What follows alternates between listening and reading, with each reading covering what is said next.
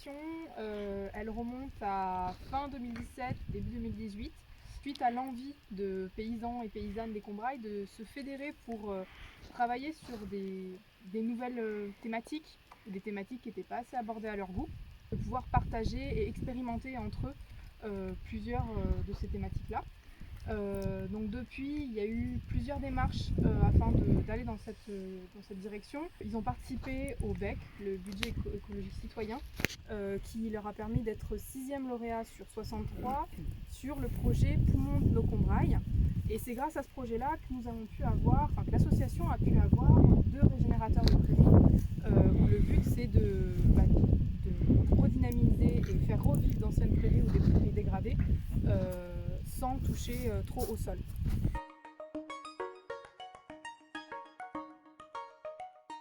On parle de régénération de prairies, aujourd'hui on va parler beaucoup de sursemis du coup. Le principe du sursemis, ça va être en fait de choisir les espèces qu'on va réintroduire sur une prairie et de pouvoir intervenir sur des zones délimitées.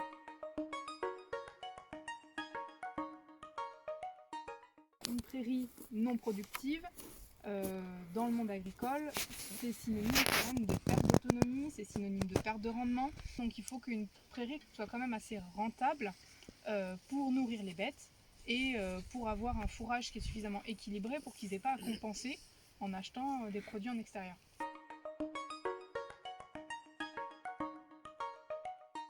C'est d'améliorer mes prairies en qualité de fourrage. Dans un sursemis, suite à des problèmes soit de sécheresse, soit de surpâturage, soit de dégâts des animaux. On peut avoir du gibier aussi qui vient s'amuser. Et moi dans mon système, le but c'est de produire des fourrages de qualité pour acheter le moins possible et être en autonomie, on va dire, protéine. Voilà, et puis c'est l'économie aussi de l'appareil, et on peut aussi un peu aérer notre sol et enlever nos adventices paysans,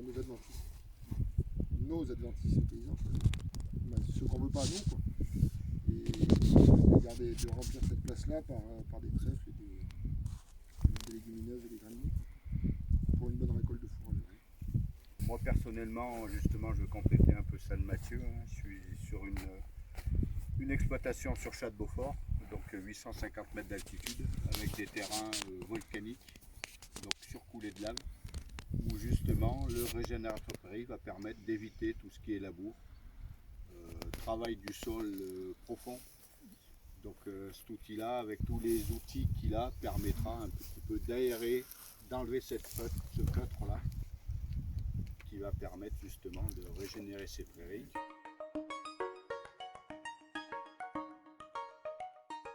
On peut intégrer la prairie dans une notion de durabilité parce qu'on va avoir des enjeux qui sont à la fois sociaux, économiques et environnementaux. Sociaux parce que ça joue énormément sur nos paysages, sur la vision du grand public, on va dire, vis-à-vis du monde agricole. Un public va préférer voir des prairies que voir des champs de maïs par exemple. Ils vont préférer voir des animaux pâturés que voir des animaux en bâtiment. Donc il y a des enjeux sociaux qui sont très forts autour de la prairie et aussi voir que une action paysanne permet de stocker du carbone a aussi un impact vis-à-vis de la pensée de la société sur le monde agricole. Ensuite on a des enjeux économiques puisque du coup vis-à-vis de l'outil ça permet de faire un passage au lieu de 3 pour 3 actions différentes. Et puis ça permet d'agir pour améliorer la productivité et la rentabilité d'une prairie. Et environnementaux parce que ça permet de préserver les prairies, donc aussi vis-à-vis du stockage de carbone, et ça permet de du coup valoriser son sol et valoriser sa flore.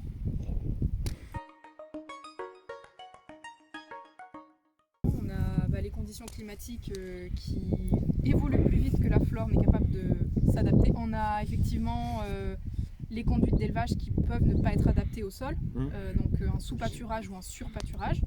On a aussi tout ce qui va être problème de fertilisation, surfertilisation, mauvaise fertilisation, qui vont du coup impacter la prairie et qui va faire qu'en fait la dégradation, ça peut être à la fois une perte de végétation dans une zone, mais ça peut être aussi, pour un agriculteur, ça peut être le fait que la flore qui survit sur la prairie n'est pas celle qui correspond à un bon fourrage pour ces animaux. C'est-à-dire qu'on se retrouve avec des graminées à faible valeur alimentaire et qui du coup ne produit pas du fourrage équilibré et qui n'a pas en fait un rendement suffisant pour que l'agriculteur puisse subvenir aux besoins de ses bêtes.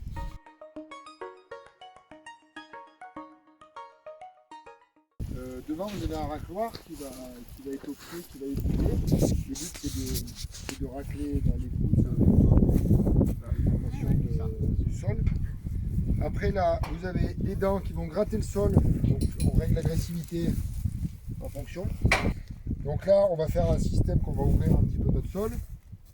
On va arracher un peu ce qui nous intéresse pas forcément. Donc il ouvre et derrière il y a le semoir qui va arriver, qui va diffuser. Le semoir il est entraîné par la roue qui est derrière là-bas, vous pouvez voir. Et à la fin on a notre rouleau qui va racler les graines en contact.